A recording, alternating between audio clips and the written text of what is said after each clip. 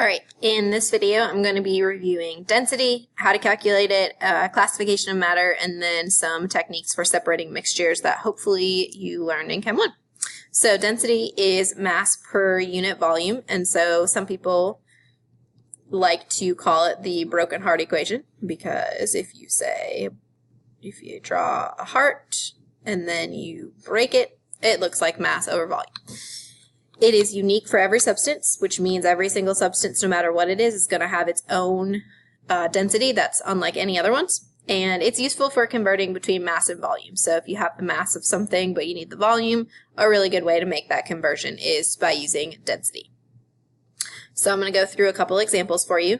So if oxygen gas has a density of 1.46 grams per liter under standard conditions, if a balloon was inflated using 200 grams of gas, what volume would the balloon have under standard conditions? So density is equal to mass over volume. Now I like to plug in the numbers that I'm given and then rearrange it. So if I know the density is 1.45 grams per liter, and I know that I have 200 grams of oxygen, I'm looking for volume. And so if you rearrange that equation and you solve for volume, you get that this balloon is going to have 1.38 liters of oxygen gas in it. So that one's pretty straightforward. The next one, so find the mass in grams of a waterbed with dimensions of 2.6 meters by 2.58 centimeters by 282 millimeters. Now, first of all, remember that volume is length times width times height. And you also need to remember that it's a waterbed. So the density of water is 1 gram per milliliter. A milliliter is equal to a cubic centimeter. So those are all key things that you need to know. And so that means that the density of water is going to be 1 gram per cubic centimeters. Now, if you look at our dimensions, we have meters, we have centimeters, and we have millimeters. That's not going to work, so we have to convert them all. Now, because I know the density of water in terms of cubic centimeters, my recommendation to you is to convert them all to centimeters.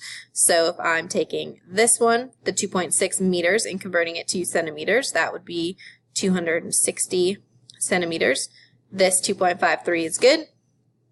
And this one, so King Henry drinking chocolate milk. Now there are 10 millimeters in a centimeter, so that means your 282 millimeters is 28.2 centimeters. And so now I can take the density of water, which is 1,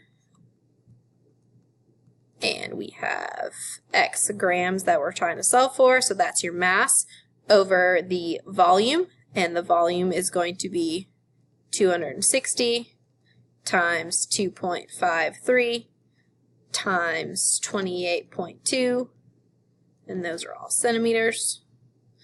And so if you do that math, you end up getting that the mass of the waterbed is 1.85 times 10 to the 4th grams, or if you prefer not to have it in scientific notation, it would be 18,500 grams.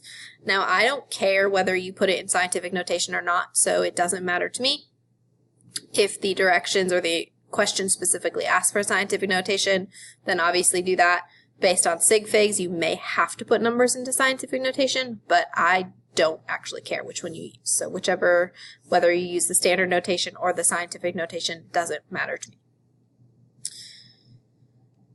All right, so classification of matter. This is chapter 2 in your textbook. Hopefully this is not any new information. So remember, you have the 3 different phases: solid, liquid, gas. Of course, plasma technically is a phase, but it's not one that we ever talk about, so I'm going to kind of ignore it and not really reference it at all. So make sure you know how solids, liquids, and gases are different, how they are the same. And then this flow chart hopefully looks familiar to you. So the big umbrella of matter can be broken into 2 sections. You have pure substances and mixtures. And then within the pure substances, it breaks down further into elements and compounds. And then for mixtures, you break them into homogeneous and heterogeneous. Now, homogeneous and heterogeneous can be broken even further. So homogeneous, you can have solutions and colloids. For heterogeneous, you can have different types as well. So it doesn't matter. You're going to have a mechanical mixture or a suspension or the other two. But they're not something that I'm ever going to ask you. If you just know this basic one, that's fine. You should be able to place things in the correct category. So for example, an element would be anything on the periodic table. So you could have gold, you could have oxygen gas, that's an element. Compounds would be elements that are bonded together, so water, salt, things like that. A mixture are things that have a variable composition, so they're not a set ratio of 2 hydrogens to 1 oxygen. So examples of homogeneous mixtures, meaning they look the same throughout, so you can't visually separate the different parts, would be things like air, any type of alloy. Those are mixtures of metals, so brass, stainless steel, things like that.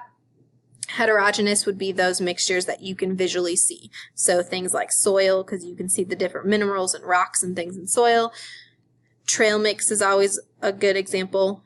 So you can see the different parts of trail mix. Those are the specific classifications that you need to know. Now, in terms of separating them, elements can be separated using nuclear fission. Compounds can be separated using chemical reactions. So you can break water into its elements by you can look at electrolysis or things like that. And for mixtures, they are a little bit more easily separated. Heterogeneous mixtures, obviously, you could just go through and pick the different parts out. For homogeneous mixtures, there are, let me talk about that in a second. So in terms of separating things, I briefly mentioned it, but make sure you know the difference between a physical change and a chemical change. So with a physical change, you are not at all breaking chemical bonds. So separating any mixture, homogeneous or heterogeneous, is going to result in a physical change. So breaking things, cutting things, boiling, freezing, evaporating, those are all examples of physical changes because you're not physically breaking any bonds. A solid ice cube is the exact same chemical makeup as water coming out of the sink. So it's all just H2O. You're not breaking any sort of bonds. You're simply just changing the shape or the form of the molecule. And chemical changes, on the other hand, it's where chemical bonds are physically broken and new ones are formed with brand new identities. So examples would be combustion, rusting, oxidizing, precipitating, decomposing. All those things are examples of chemical changes. Physical changes can be undone. Chemical changes do not. And again, I just said this, but don't forget that phase changes are just physical changes. They are not chemical. Okay, so again, you can separate a mixture. So here at the bottom of the page are 3 ways that we can separate mixtures. They are separating based on physical changes, so they're looking at different physical properties. It's not anything to do with breaking bonds and forming new ones. And so the first 2 you should be familiar with because they're something that we talked about in Chem 1. Distillation and filtration. So distillation uses different boiling points and we distill water based on that. So pure H2O and tap water have different boiling points. And so we'll run tap water through a distiller and it has the pure H2O, which has a lower boiling point than the tap water. And so the pure H2O will be distilled, will be boiled off first and then condensed back into water that we can use. So distillation separates things based on boiling point. Filtration, on the other hand, uses particle size, so that would be just like if you had a strainer and you're separating things based on the little particles going through and then the larger particles staying on the top. So that's filtration. Chromatography is something that is probably new to you. So the way that chromatography separates is it uses what's called affinity phase. So it has an affinity for a mobile phase versus a stationary phase. If you think about markers, so anything that has pigments in it, this is a good way to separate it. Now we're going to do an example of a chromatography lab in class, but you have chromatography paper, which is just, it looks kind of like filter paper. You're going to put some sort of solvent on it. It's usually something like alcohol or something like that. And then the marker is going to have two different phases. There's a mobile phase that's going to be attracted to the polarity of the alcohol, and then there's going to be a stationary phase that's not attracted to the polarity of the alcohol. And so you start with your chromatography paper and you'll put a line of the marker, and it'll be sitting in a dish of alcohol or something like that. And as you know, when you put paper into water or any liquid, the liquid is going to be absorbed by the paper. And so as the liquid is absorbed by the paper, you'll notice the line of the paper being wet is going to rise. And as that happens, so as the alcohol gets absorbed by the paper, this marker line right here is going to separate the mobile phase that's attracted to the polarity of the alcohol will begin to separate out.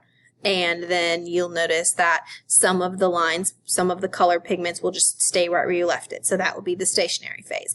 And so when you look at it, you can, if you use like a black or something that has a bunch of different colors in it, you can see which color has the most mobile and which color is the most stationary. So you'll notice when you separate them into the different pigments, you'll have, you know, a red, a green, blue, all the lines will be separated based on their affinity or their attraction to the mobile or the stationary phase.